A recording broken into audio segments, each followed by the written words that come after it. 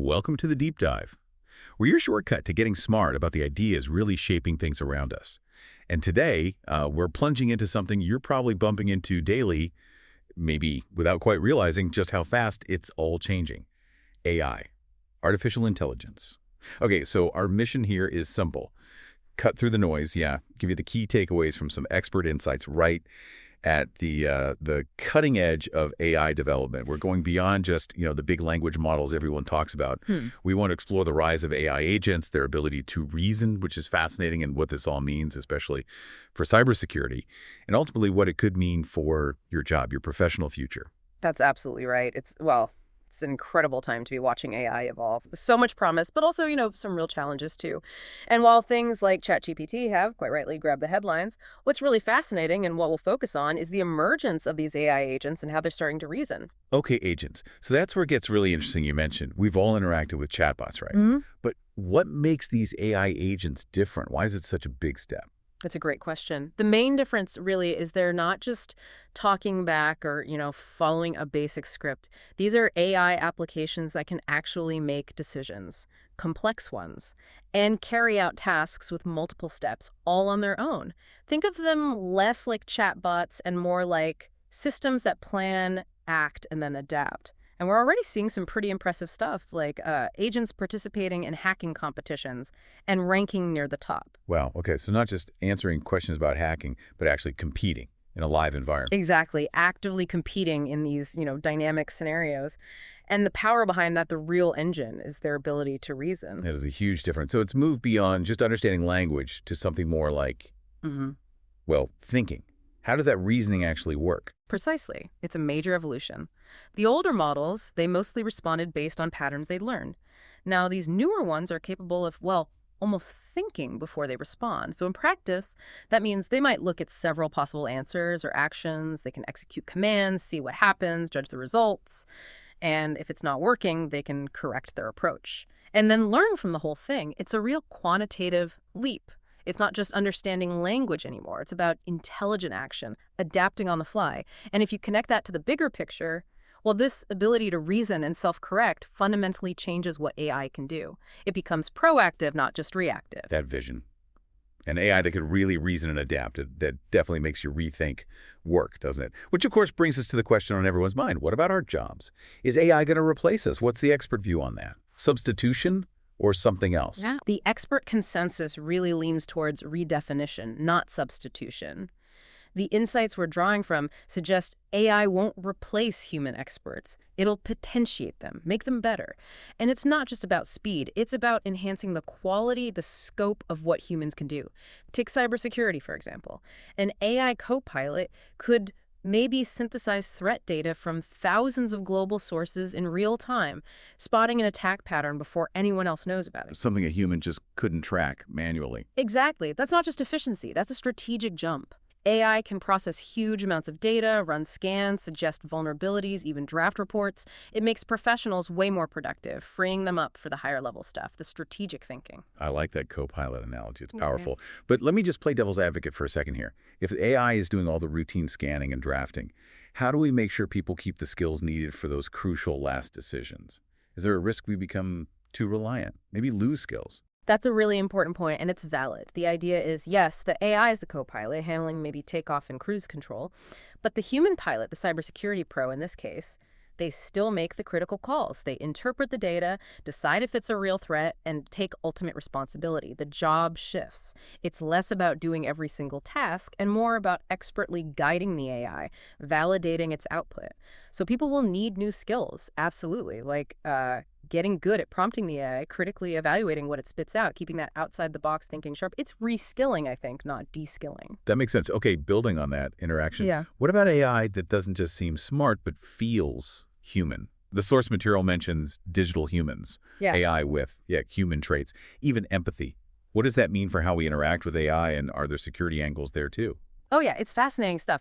The Be Humans project, for example, is working on giving AI agents realistic looks, gestures, voice, and yes, crucially trying to build in empathy. The whole goal is to make interacting with AI feel much more natural, to make users feel more, connected. You can see the potential, right? Customer service that feels genuinely helpful, sales chats that build real rapport, teaching aids that respond to how a student is feeling, maybe even city guides that adjust based on your mood. Okay, but the security side.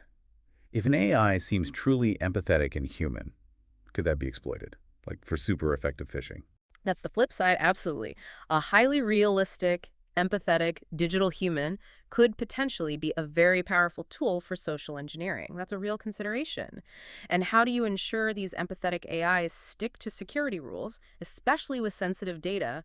Ultimately, the sources stress that the human CISO, the Chief Information Security Officer, they're still the one in charge, the ultimately responsible decision maker. These digital humans, they'd be incredibly advanced assistants, providing data, maybe evaluations in real time, but they don't replace human strategic oversight or accountability. Not yet, anyway. Right. So whether it's copilots or these digital humans, it all comes back to the underlying tech. What models are actually driving this? What's the state of play there? Well, you have the big names, obviously. OpenAI's GPT models, Anthropic's Cloud series. They're pushing the boundaries. But what's also incredibly significant now is the rise of open source models. Things like Llama, Mistral. These are powerful models that are freely available. Really available how? Meaning anyone can inspect the code, adapt it, run it themselves. This is huge, especially for businesses.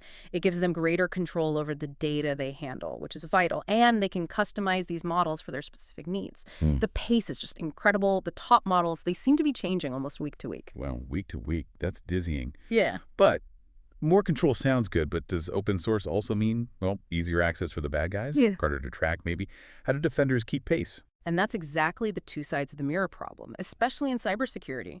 Cyber criminals, unfortunately, they don't have to comply with regulations. They will use AI to build better malware, more convincing phishing attacks. It lowers the bar for entry, too. So the innovation speed forces defenders to shift. You can't just react anymore. You need continuous AI-powered defense. Threat hunting has to be proactive. Waiting even a few weeks could mean you're critically behind. Companies simply have to invest in defensive AI now. It's essential to level the playing field. Ignoring AI for defense, that's becoming a major strategic risk. But, and this is so important, you can't just use it without control. Human supervision, robust safeguards. Absolutely essential. Okay, so AI is powerful, moving fast, but needs control. What are the known limits? We've all seen AI generate weird stuff, right? Those hallucinations are just plain wrong answers. How big a deal is that? Oh, they're definitely a big deal. Sometimes funny, sure, but a serious challenge if you're relying on the AI for something critical. I heard about one case, an AI summarizing a legal doc, just confidently made up a legal precedent. Sounded totally plausible, but wasn't real. Yikes. Yeah. So experts know this is an issue, and part of the problem might be the sheer size of these big models. They are enormous, use huge resources. Sometimes it feels like, killing flies with cannon fire when you need a specific, focused task done. So the trend now is toward more domain-specific models, AI trained just for software development or just for legal analysis or certain cybersecurity tasks. They need less data, less power, and are often more accurate for that specific job. Makes sense. Smaller tool for a smaller job. Right. And another cool development is edge computing. AI running directly on your phone, say, disconnected. For offline translation, summaries, local security checks, no internet needed. As for fixing hallucinations, right now the main solution is still human supervision. Looking ahead, maybe we'll see models supervising other models, but humans will likely stay at the top of the pyramid for final oversight. We're also developing guardrails. Techniques to monitor AI in real time make it sort of self-censor, like ensuring an enterprise chatbot stays on topic, doesn't wander off into strange territory. Got it. So thinking about a practical setting, like a security operations center, an SOC, where they're monitoring threats 24/7, how does this AI-human balance work there? Well, in an SOC, AI is great for the automatizable systematic tasks, sifting through mountains of logs, spotting known attack patterns, correlating alerts, maybe drafting initial incident reports. It frees up the human analysts immensely. But where AI still struggles is with that lateral thinking, thinking outside the box, the creative problem solving you need for brand new threats, or understanding really complex multi-stage attacks. So it comes back to that winning combo, AI plus a human. We've actually seen companies try to fully replace humans for certain SOC functions with AI. And they often had to bring the people back because the quality dropped for those complex, nuanced situations. Human insight is still critical there. That's really telling.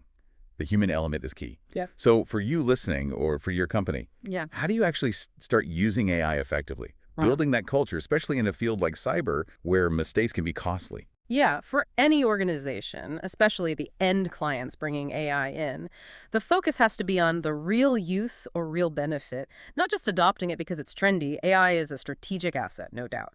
But you have to integrate it with sensibly, thoughtfully. Good places to start are often those routine, automatizable tasks, things that free up your people's time for more strategic decisions, more valuable work.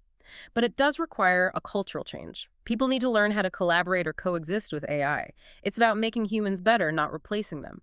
And this leads straight into ethics and regulation because AI, especially these complex models, can be a bit of a black box. We often don't fully know how it was trained. With the data it learned from. Exactly, which raises huge questions like transparency. Can we know how these models were built? What data went into them? This helps spot potential biases. Then there's explainability. Can we understand why the AI made a certain decision? Trace its reasoning. That's vital for critical choices like flagging a security threat or a financial transaction. And of course, bias detection and privacy. How is our data being used for training? Can we opt in or out?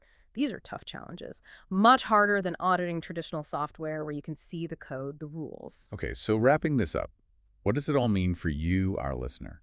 It seems clear AI is evolving incredibly fast. We're getting these powerful agents, sophisticated reasoning, way beyond basic chatbots. But the key message seems to be, it's a tool to potentiate humans, to make us better, faster, more strategic, not to replace us. Human oversight, specialized models for specific tasks, and really thinking hard about ethics, transparency, explainability, those are crucial pieces. It's definitely an exciting, if complex, time. It really is. And, knowledge is only truly valuable when you understand it and can apply it. So, maybe a final thought for you to consider. We've talked about how AI is great at systematic tasks, while humans excel at lateral thinking, strategy, intuition, in a future where AI becomes that ultimate copilot, handling much of the routine work. What new human superpowers, creativity, critical thinking, empathy maybe will you need to cultivate to really thrive and lead in this landscape? Thanks for joining us for this deep dive.